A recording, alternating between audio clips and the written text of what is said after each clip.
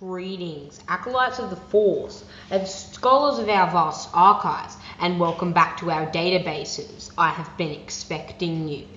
Today, we shall be diving in and delving in to one of the more obscure holocrons we have unveiled on this channel. Yes, my friends, it is an ancient entity we'll be exploring today.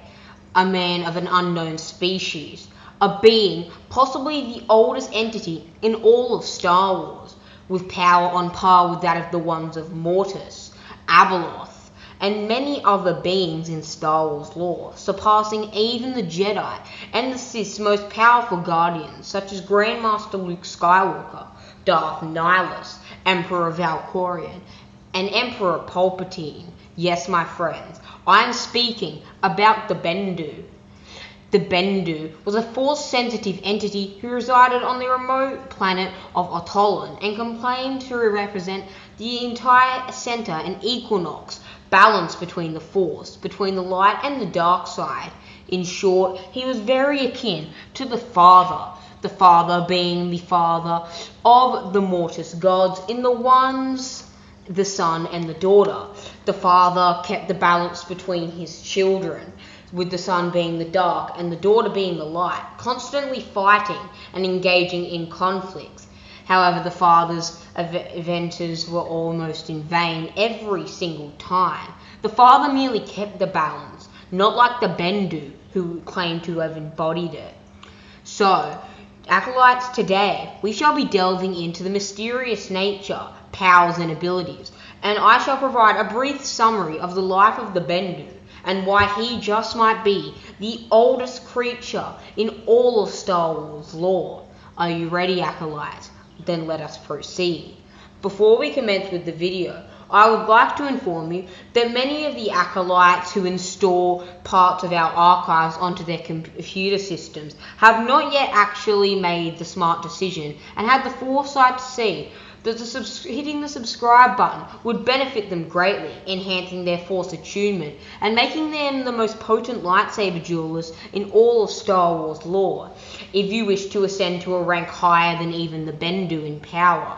We shall not make the same mistake the Bendu did when training Kanan Jarrus. We will not be impatient with you. All you must do is strike down subscribe button and fulfill your destiny. Please, I implore you, acolytes. With that quick disclaimer out of the way, let's begin. The Bendu encountered Jedi Knight Kanan Jarrus in 2BBY. He began to develop a friendly and healthy relationship with Kanan and his Jedi Padawan Ezra Bridger, who sought to deal small blows to the Empire and mainly the command of Grand Admiral Thrawn. The Bendu proceeded to help the new Jedi repair the relationship and deal with their fears and paranoia and anxieties. Despite his tremendous wisdom and power, the Bendu refused to take sides in any conflict and was enraged when Kanan called him a coward for not intervening during the Battle of Autolon, which caused him to unleash a tremendously powerful storm against both the Rebel and Imperial forces on Autolon, resulting in many Imperial and Rebel casualties.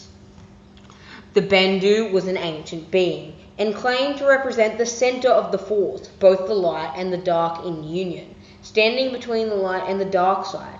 As he rested and awaited peacefully on his home planet of Autolon, Bendu began to acquire countless knowledge over the years of his lifespan as he meditated in the Force. During this time, he always chose not to interfere in the ways and teachings from the Jedi or the Sith, but he chose to still aid Force-sensitive beings when they came in search of his guidance, training them to overcome and conquer their fears and internal conflict through personal trials individualized to each being. At some point in his life, Bendu became familiarized with the religion and the culture of the Sith, and the process of fusing Jedi and Sith holocrons together, witnessing the results and consequences of such a vergence and nexus to be opened within the Force. By 3BBY, 1 year before the downfall of the Galactic Empire and the death of Darth Sidious and Darth Vader, Bendu still lived peacefully on Autolon, where the Phoenix Cell maintained a base. In my opinion, the Bendu could very well be the oldest being in all of Star Wars lore. As you can see, the Bendu is clearly very powerful. He is clearly wise beyond measure, wise on par with that of the father of mortars, a being who is incredibly old, considered to be and conceived to be 1 million years old at the time of the Clone Wars era, and his death in the year 20 BBY, or 21 BBY in Legends continuity. The Bendu was an entity of the Force, representing the pure balance in the Force, embodying what the Chosen One prophecy was meant to perceive and conceive, balance in the Force. And how powerful was the Bendu, and how does he fare up to other beings such as the ones of Mortis and the Bedlam spirits? Well, let's commence with his powers and abilities, and a quick rundown of all the abilities he explained. The Bendu was an extremely powerful Force-sensitive entity, his connection being greater than possibly even the Chosen One, as was his immense mastery and power in the Force. Bendu was an immensely powerful cosmic entity who possessed incredible connections to the Force and could perceive the emotions of others by walking through their minds, very similar to dreamwalking in the Marvel Cinematic Universe. He also had the innate ability to appear and disappear at will, as well as teleport, despite this ability to create powerful storms by manipulating the nature around him, which he employed during his fight with Grand Admiral Thrawn and the Imperial forces on Tollin, creating torrents of lightning, embodying the storm, utilizing the lightning to incapacitate and take out the AT-AT walkers and destroy Thrawn's stronghold. When he manipulated the storm, he was eventually knocked down to the ground when Grand Admiral Thrawn directed artillery fire at him from every single cannon on the base. Bendu had the power of incredible foresight, this foresight being greater than perhaps any being in all of Star Wars lore, and predicted Thrawn's defeat. After warning Thrawn about his future, Bendu cackled in his wake and disappeared as Thrawn directed a blaster shot of Crimson Streak at him, intended to kill the beast. However, the Bendu, in all his wisdom, disappeared. Currently, his location is unknown, and his only affiliation is to the will of the Force, serving it to the utmost extent that no other being has ever replicated.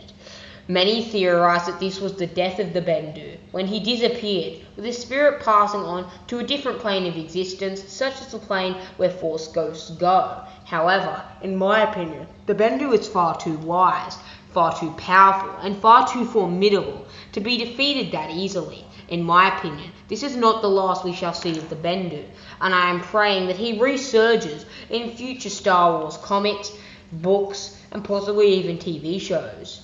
In my opinion, the Bendu is on par with the power of the daughter of Mortis during the Clone Wars arc. His wise power and mysterious nature also makes him a formidable foe in combat.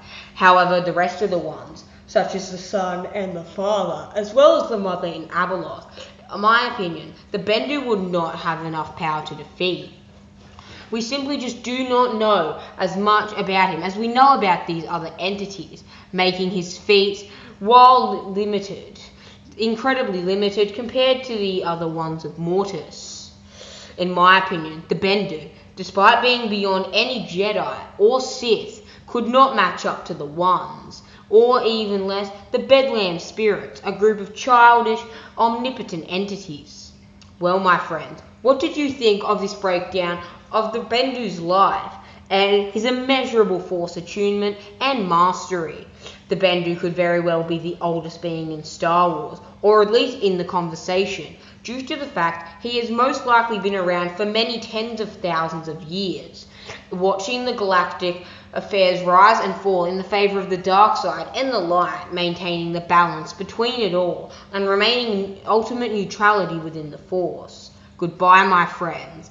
I bid you farewell, and I hope that you do not enrage the mystery of Ataholan in the Bendu today.